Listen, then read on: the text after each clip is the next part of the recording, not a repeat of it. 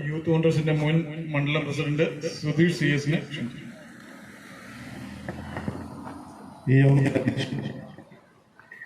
Youth കോൺഗ്രസിന്റെ മണ്ഡലം president Shri Ashwin, കോൺഗ്രസിന്റെയും യൂത്ത് കോൺഗ്രസിന്റെയും നേതാക്കന്മാരെ, സുഹൃത്തുക്കളെ, ഇന്ന് യൂത്ത് കോൺഗ്രസ് നേതൃത്വത്തിൽ എങ്ങനെ സമരം സംഘടിപ്പിക്കുമ്പോൾ നമുക്കറിയാം,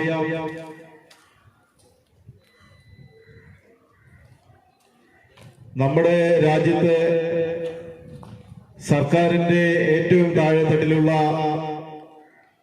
ഒരു ഭരണ സംവിധാനം എന്ന നിലയിൽ നോക്കുമ്പോൾ വില്ലേജ് ഓഫീസ് അതിന്റെ ഏറ്റവും താഴെത്തട്ടിൽ വരുന്ന ഒരു ഭരണ സംവിധാനമാണ്. ആ സംവിധാനത്തിന്റെ പ്രഥമ ഉദ്യോഗസ്ഥൻ എന്ന് പറയുന്നത് വില്ലേജ് ഓഫീസറാണ്. ഒരു സർട്ടിഫിക്കറ്റ് സാക്ഷ്യപ്പെടുത്തേണ്ട ഉത്തരവാദിത്തം വില്ലേജ് ഓഫീസർക്ക് ആണെന്നിരിക്കെ തന്നെ ഇവിടെ വില്ലേജ് ഓഫീസർ ഇല്ലാത്ത ഒരവസ്ഥ ഉണ്ടാകുമ്പോൾ, ഇവിടെ മുമ്പ് സൂചിപ്പിച്ച പോലെ തന്നെ സാധാരണക്കാരായ പട്ടികജാതി പട്ടികവർഗ വിഭാഗങ്ങൾ തിങ്ങിപ്പാർക്കുന്ന ഒരു പ്രദേശം എന്ന നിലയ്ക്ക് എപ്പോഴും പഞ്ചായത്തുകളിൽ നിന്നും മറ്റ് സർക്കാർ സ്ഥാപനങ്ങളിൽ നിന്നും ആനുകൂല്യങ്ങൾ കിട്ടുമ്പോൾ അതിനെ വില്ലേജ് ഓഫീസ് തട്ടിപ്പെടുത്തേണ്ട സർട്ടിഫിക്കറ്റുകളുമായി ആവശ്യപ്പെട്ട് മുന്നോട്ട് വരുമ്പോൾ ഇവിടെ നാദില്ല കളരി പോലെ ജനങ്ങളെ വീണ്ടും ദുരിതത്തിലേക്ക് തള്ളിവിടുന്ന ഒരു പ്രവണതയാണ് ഇന്ന് സംസ്ഥാന ഗവൺമെന്റ് കാണിച്ചു വെക്കുന്നത്.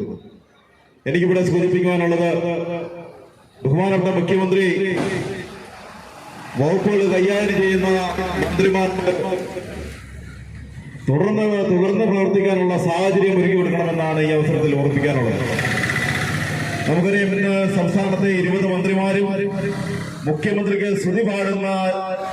സ്തുതിപാഠകരായി മാറിക്കൊണ്ട് സ്വന്തം വകുപ്പുകൾ കൈകാര്യം ചെയ്യുവാൻ മറന്നുപോകുന്ന മന്ത്രിമാർ ഭരിക്കുന്ന ഒരു സംസ്ഥാനത്ത് ഇതല്ല, ഇതിനപ്പുറം നടന്നില്ലെങ്കിൽ നമ്മൾ അതിശയിച്ചു പോയെങ്കിൽ കുറ്റം പറയാൻ പറ്റുമോ?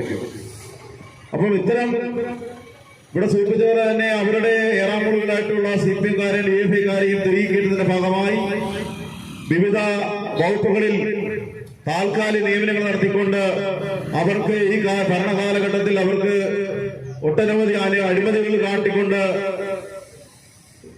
കോടികൾ സമ്പാദിക്കുന്നതിന് വേണ്ടിയുള്ള ഒരു രീതിയാണ് ഇന്ന് ഗവൺമെന്റ് മുന്നോട്ട് വെച്ചിരിക്കുന്നത്.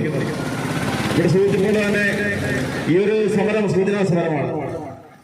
ബഹുമാനപ്പെട്ട യൂത്ത് കോൺഗ്രസിന്റെ പ്രസിഡന്റ് ശ്രീ അശ്വിൻ ഇത്തരം നടപടികളുമായിട്ട് മുന്നോട്ട് പോകുന്ന അദ്ദേഹത്തെ പ്രത്യേകം അനുഭവിച്ചുകൊണ്ട് ഈ ധർണയ്ക്ക് എല്ലാവിധ ഭാഗങ്ങളും നിർത്തുന്നു. നമസ്കാരം.